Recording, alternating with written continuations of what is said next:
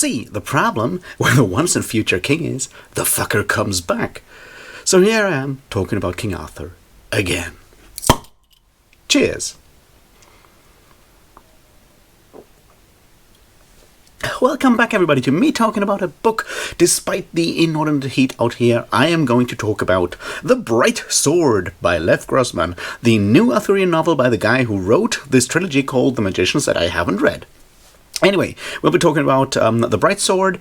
It came out last week. I'll do the usual thing, which is give you a quick synopsis and why you should go and read it, and then we'll descend into a detailed discussion of what I liked about it, what I didn't like about it, which will include spoilers. So be aware of that.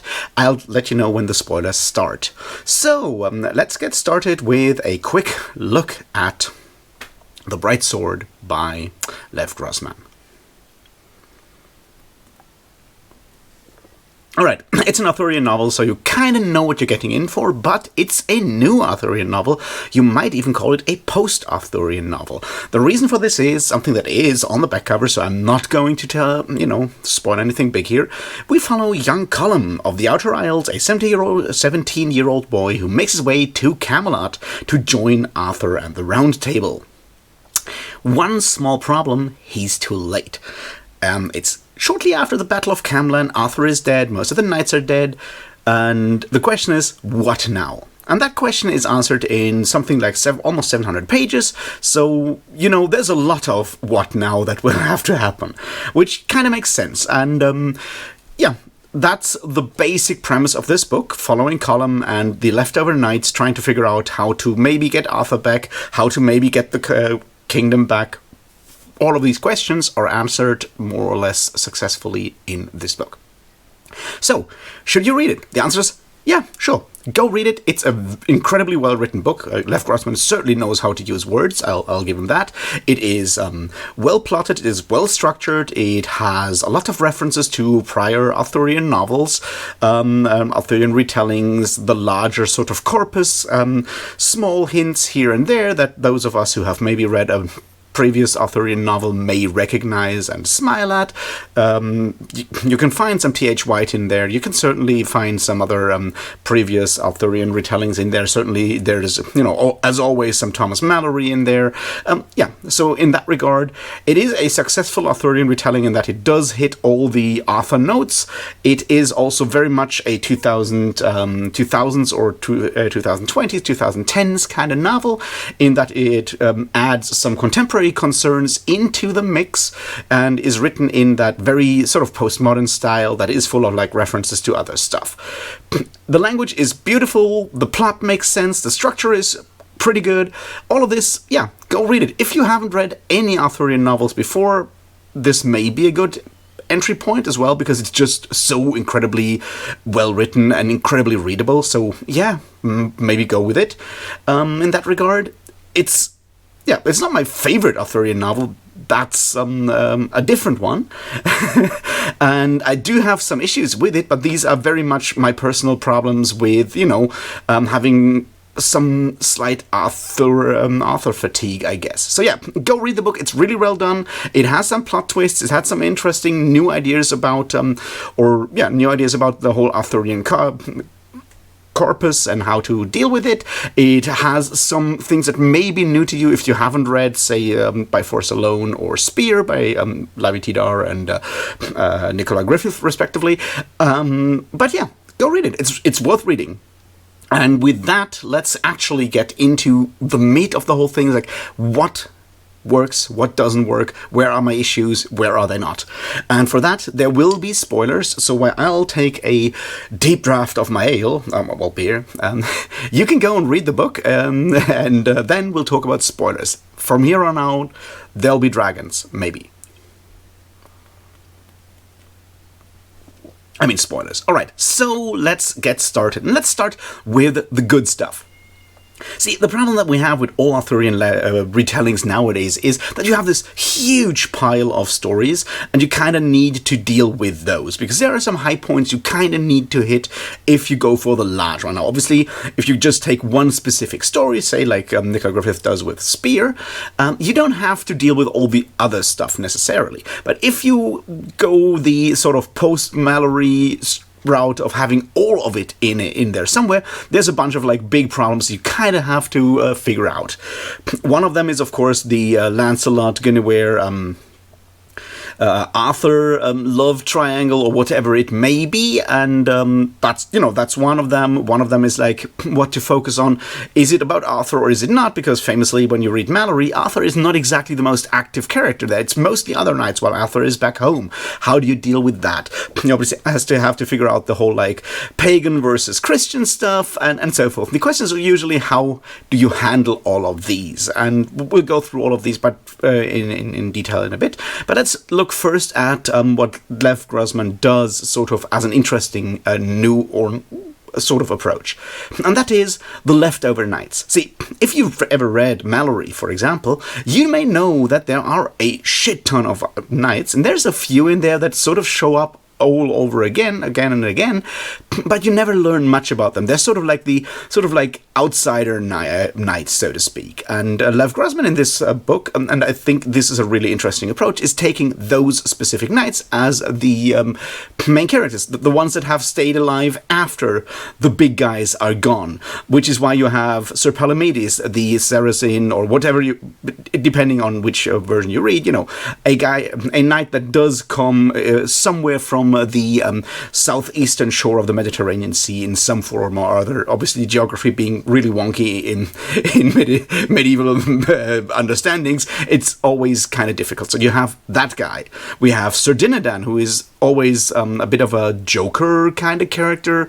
Where he does a lot of like funny one-liners, a bit more of a comic relief character in, say, Mallory, for example. So we have this guy still around, which makes sense because once again, it's one of those characters that you never learn a lot about in previous retellings, but they are always sort of in the background. So they have to be there, but no one knows much about him, which allows Lev Grossman to take these characters, these knights, flesh them out, and add something new to the Arthurian corpus in a way that may, But yeah, you have more sort of liberty when you play with Dinadan and Palamedes and Bedivere and even Constantine than you have when you go back to Gawain or Gareth or any of those people, because, yeah, there's already so much written. So this is the main approach. The next part that I think is really well done is the structure of the novel.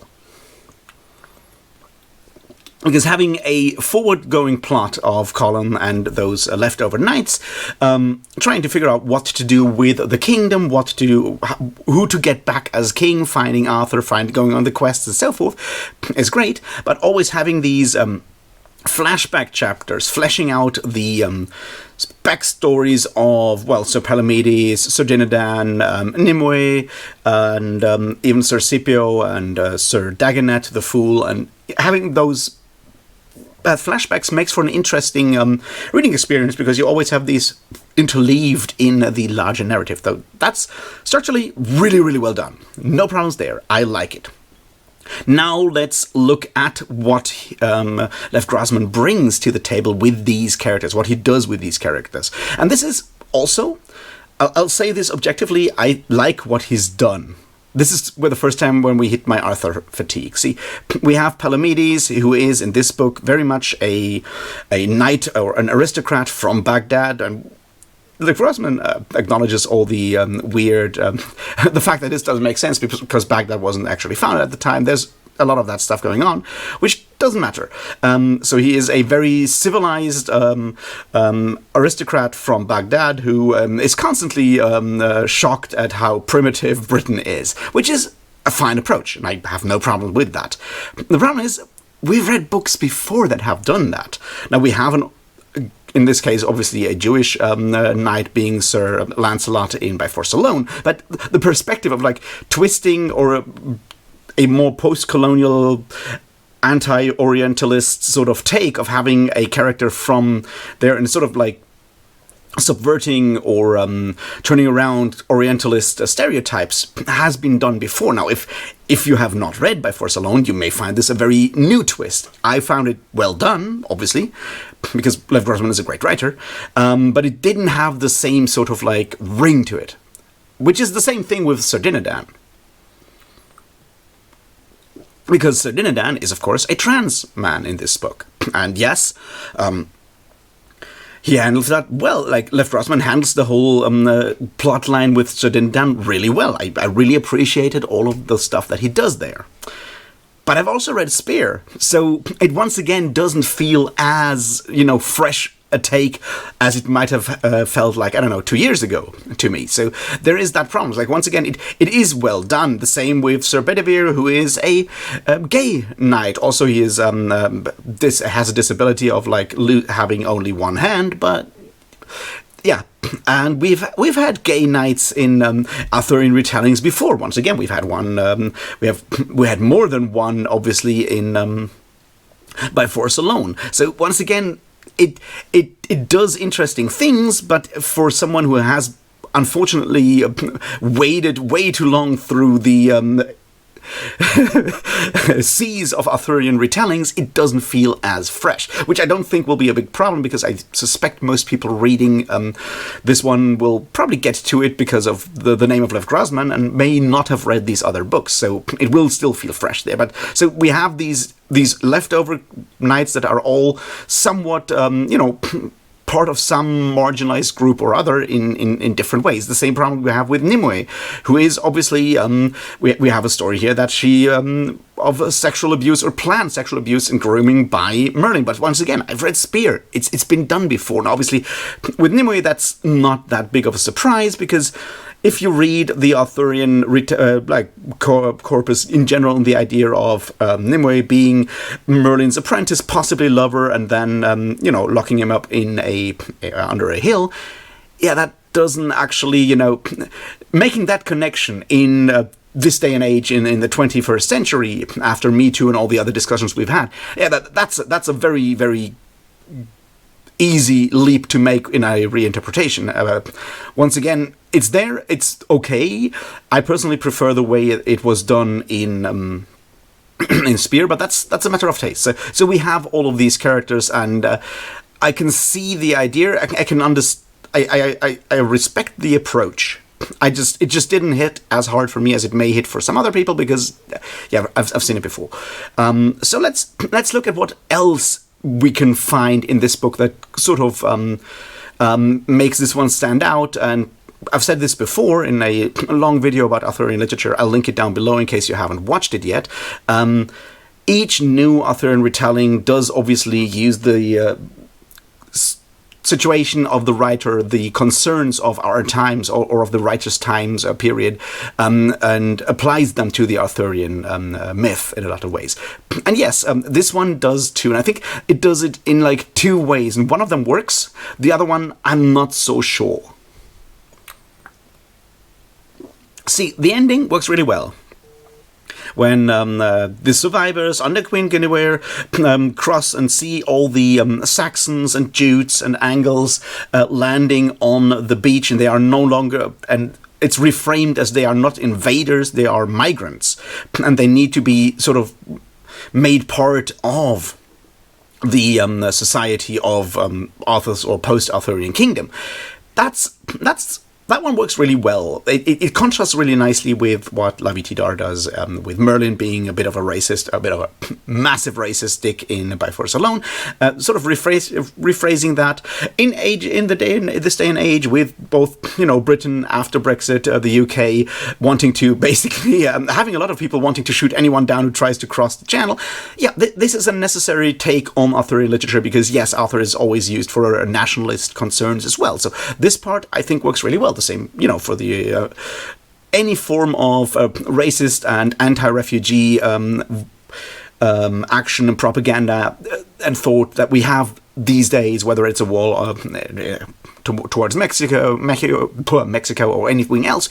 Yeah, I appreciate that. It's really well done. I think it's important because yes, what Grossman shows over the entire story is that England, in this case, or like any history really is always sort of a palimpsest of different cultures that have gone there, mingled, and moved on, and there's always room for more cultures to join that sort of essence. And I think that's a really strong take, and that's one that in this positive way, I haven't seen before, because once again, it shows up in By Force Alone, but there it's in the general angry deconstruction that By Force Alone is, it kind of stays just, you as the reader have to understand that what Merlin is doing is racist propaganda and being a racist dickhead. If you don't understand that, you don't get, it'll just go past, but Grossman does rephrase this in positive terms, and I appreciate that.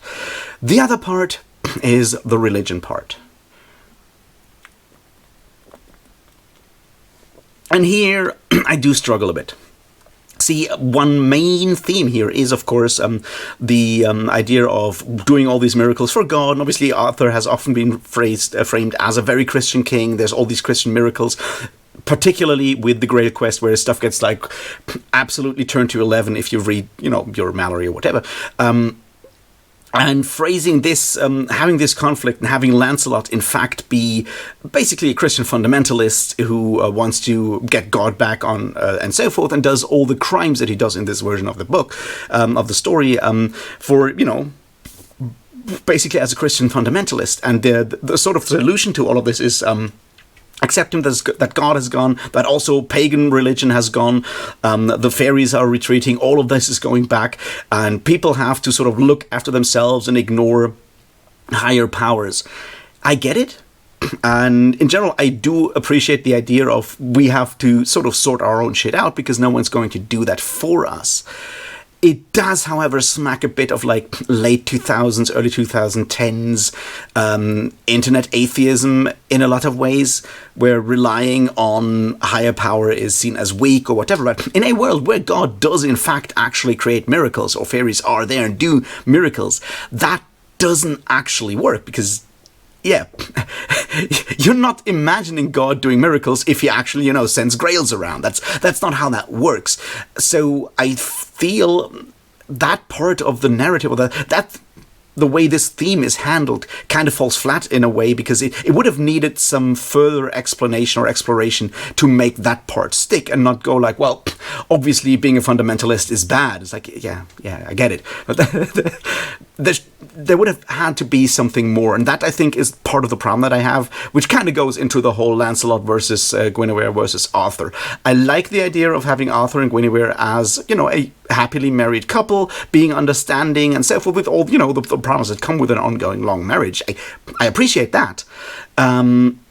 But making the whole love triangle non-existent and just a sort of thing that Lancelot comes up with, builds up as an intrigue to then, destroy the kingdom, take over the kingdom, and reframe it as a Christian nation, that does lose a lot of the interesting sort of indeterminacies that you have in Arthurian literature about that whole situation, that possible adultery, that love triangle, however you want to phrase it. It loses something fundamental if you just make it, he's a Christian fundamentalist and he just pretends that whole thing and tricks Mordred and tricks Guinevere just so he can take over the kingdom. It's I don't know, man. That's... you pay too much, you lose too much in Arthurian mythology if that's the solution there. So that part I was not too happy with, and I think there would have been more elegant ways to do that if, you really want to hammer home that idea of sort of Christian fundamentalism, which, once again, I understand. We're living in the year 2024, and Grossman lives in America most of the time, so I get why this is a concern. I don't think it is handled in the best possible way, because it does not actually give any full real motive beyond Lancelot being addicted to miracles, because this being a bit sort of an addiction in a way. And maybe this would have worked better if we had Lancelot's backstory, but that obviously isn't presented, so we don't have that. So what else? I think that's that. There's a bunch of really cool jokes in there, a bunch of wonderful references. The Lady of Astolat as a statue in a fountain. That's a neat one that that you have to, realize when you've read these other books. There are certainly elements that are clear homages to T.H. White's Sword in the Stone, especially in one of the final chapters about young Arthur meeting his sisters and imagining how it would be to be a pike swimming in the moat. That's a scene directly taken from there. There's a conflict in Nimue when Nimue is fighting Merlin. That is very much mirrored after the fight between Morgaine and Merlin in The Sword in the Stone. Those bits are really good. I really appreciated the zero joke when they look at the round table and someone goes like, well, it's empty, it's no longer a round table, it's no longer a circle, it's a zero. That's Palamedes saying that, and obviously the British Knights are like, what's a zero? Which is a fun joke when you realize that he's supposed to be like the Zarazin, the Arab, that actually knows about the concept of the number zero, but, the Roman Britons have not actually had that idea yet, so that was, funny. There's more stuff in there, and once again, like, the way Grossman writes is marvelous. He knows how to spin sentences, and he manages to sort of create a slightly more mellow version of something that Lavie Tidhar does in his very aggressive prose in By Force Alone, because there's still swearing in here and stuff like that, and it works, but it's not as constantly in your face as it was in By Force Alone. So it's, I guess, an easier read in that regard, that it does not constantly batter the reader in the face. So yeah, that's my thoughts on The Bright Sword. It's a good book. It didn't work as well because, as I said, I have author fatigue, and some of the sort of like newer twists didn't work as well because I've seen them before. If they're new for you, then I totally get why they can be brilliant. The writing is good. Most of the stuff works. I'm not so sure that the execution is as good when it comes to the religious fundamentalism, because I think it would have needed a few more pages, I guess, but we didn't get that. So, all in all, a good book, but it could have been better. Let me know what you think about it if you've read it. Let me know why I'm wrong. Yell at me in the comments. I don't know, do all those wonderful things. Like, subscribe, comment, join the Patreon if you feel like it. And I'll see you very soon when I talk about another book. We will find out which one that will be. And until then, thanks and cheers.